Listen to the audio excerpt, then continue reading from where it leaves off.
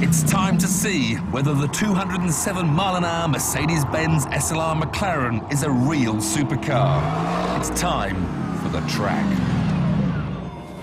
Look, you've got to see this. I've got an official letter from Mercedes-Benz.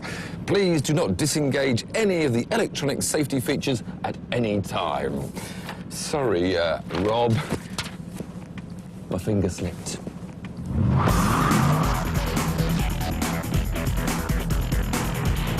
The Mercedes SLR of the 50s stood for sporty light racer, but this SLR at nearly 1,800 kilos is best described as a bit of a handful.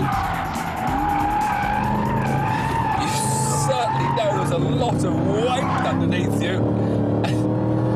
And you understand why it's quite a stiff car on the roads, but it's perhaps not even stiff enough here out on the track.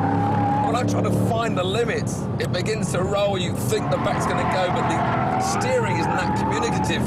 So you don't actually know when it's going to go through your hands, you only know through your arse. In the end, once you've got it really, really sideways, then you know where the back end is. It's the halfway in between series, which I'm not quite so keen on. But all the time it's sideways, it's got a very strong feeling. It wants to straighten itself and spin back the other way in a bit of a tank slapper. So I'm never quite as happy as normal when I'm power sliding a car through the corners. Once you've kicked it through that nervous middle part of its handling and got the rear end stuck out, it's brilliant.